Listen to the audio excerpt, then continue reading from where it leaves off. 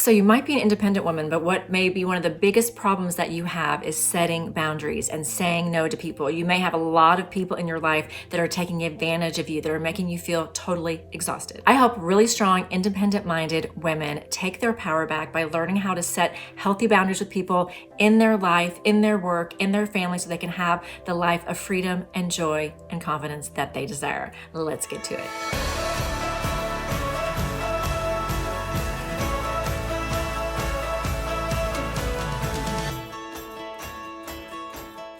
Okay, if you're here, you're probably super independent, strong-willed, strong-minded. You have things that you want to do in this world, but one of the biggest things that is holding you back is that you give of yourself entirely too much to other people.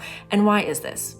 Well, if you're independent, you're probably high achieving, and you learned as you grew up in your life with your family of origin, in the school that you came from, that to please people, to get love and to get attention and to even probably get awards, you were supposed to please people, which means that you became a people pleaser. One of the biggest problems that people pleasers have is that they have a really hard time setting boundaries and saying no, because the fear is, can you guess what the fear is?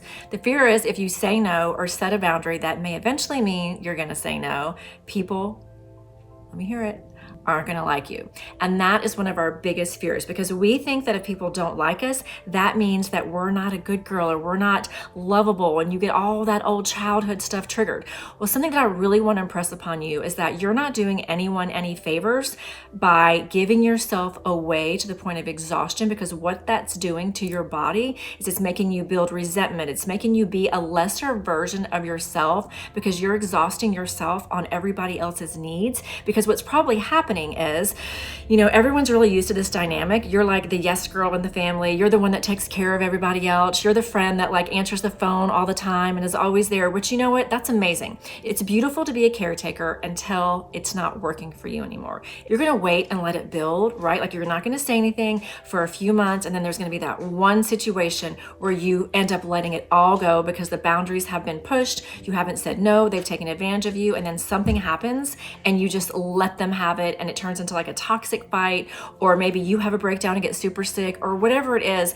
It comes to a place where you end up getting in a very unhealthy situation because you did not set the boundaries for yourself. One of the most loving things, Brene Brown talks about this, one of the most loving things you can do for other people, you can do for yourself, but that you can do for other people, is to actually set boundaries in relationships. Because what you're doing if you're not setting boundaries, and let me talk about what boundaries mean. When you're not setting boundaries and saying no when it's appropriate, and not setting yourself up for a reciprocal relationship, you're teaching that other person to be dependent on you. It turns into this weird, non-even relationship where they actually learn that that's how relationships work, and they're going to try to keep repeating it, and then you're probably going to repeat it, and it continues this pattern of them not being able to do for themselves. And this goes for kids, co-workers, family members, right? Because they're always relying on you. Look, people will take advantage of you for as long as you let them. You actually hold half of the responsibility for that dynamic.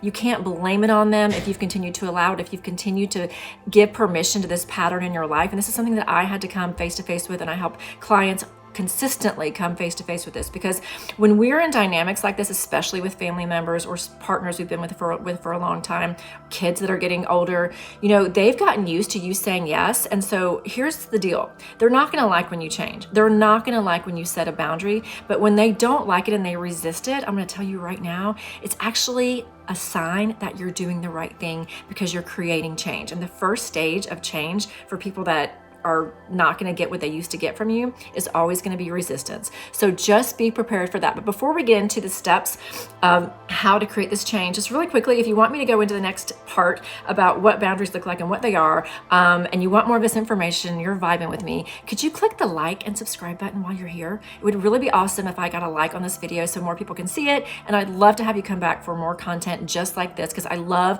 working with high achieving, independent minded women, because we get each other. And I'm going to tell you the things that have worked for me in my 20 plus years of working with clients and my 50 years of being on the planet. All right. Because I've got some gold for you. Okay. Let's go back to what boundaries are. Boundaries are when you're declaring basically the rules of engagement for working with you, or for living with you, or for dating you, being married to you, just being in your circle. And even if you haven't set them, which is likely since you're here, it's never too late to start doing that. And even letting people know, look, like I'm working on myself right now and I realize like I haven't had great boundaries. So I'm going to start really kind of reassessing the way this is working, because I've never told you this, but this isn't working for me so much. Like I walk around really exhausted. So I'm going to be establishing some different kind of rules of engagement between us, because I really want to start shifting things where we're both happy. Okay. And then what it looks like is you looking at, what are your values? You know, what do you value in relationship? Is it probably honesty, probably reciprocity, probably having some of your needs met and you being taken care of too, because you really miss that and you deserve it. That's why you're here on this planet, to love and receive love. One of the ways to look at if you've established boundaries is how often do you actually speak up for yourself? I'm not talking about being mean and aggressive. I mean just kindly with grace, stating your desire, stating your preferences. How often do you do that? Secondly, how often do you do it without apologizing? Thirdly, how often do you do it and then allow the change to be made to where you're the one that's being satisfied in the moment?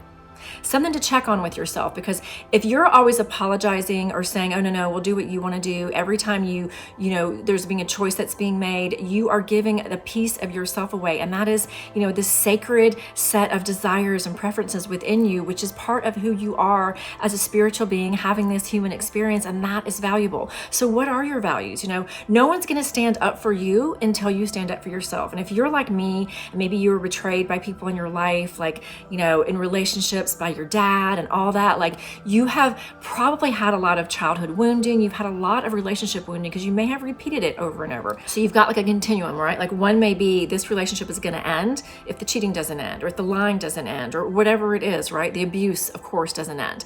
You know, on the other end of the continuum, it could be a friend that's just taking so much more than she gives, you know, or it could be kids that are taking a lot of advantage of you and they're not, you know, helping out around the house, and you've allowed it and enabled it. And you're like, I want you guys in my life still. Like, I just want to make this better, where you're sitting down and having a conversation where you're like, look, I'm really working on this. This is not working. This is so lopsided. I'm going to be so much more in love in this relationship. And I want you to be so much more in love with me if there is an even give and take, you know? So here's the deal. When we're not honoring our boundaries, we're not honoring what we desire in a relationship, what happens for us energetically is that we start building up resentment in our bodies. We start building up not feeling worthwhile, not feeling good enough, not feeling lovable, because that builds up. And what happens is that energy starts getting stuck in our bodies, right? And that energy ends up causing sickness. It'll end up causing like pain in parts of your body, GI problems, you know. You might start getting like heart palpitations, headaches, and inability to sleep. You know, you start having like reflux. That'll happen a lot maybe when you talk about them. Maybe if you're not using your voice, you may start getting losing your voice. Or I used to get chronic bronchitis for not speaking up. You know, you'll get, the energy gets trapped. So what happens is, as you're healing this and as you're growing and awakening, which you are, that's why you're here, you're going through this life transformation that you want. And it's my favorite thing to do with people, to help you transform. We've got to move that energy. We've got to, with grace, not with resentment, but with grace, use our voice, speak our truth. And maybe that's through a letter, maybe it's through a voice memo, maybe it's whatever it is, we do it with grace. We leave them room to come back to us.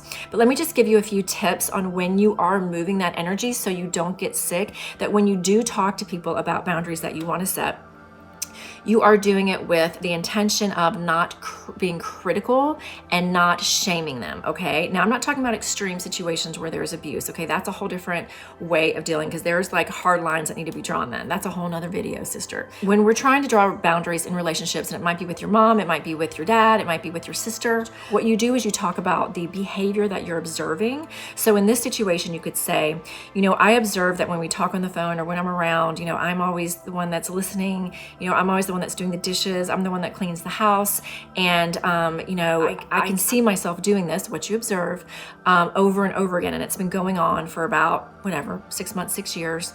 Then you state what you really feel like.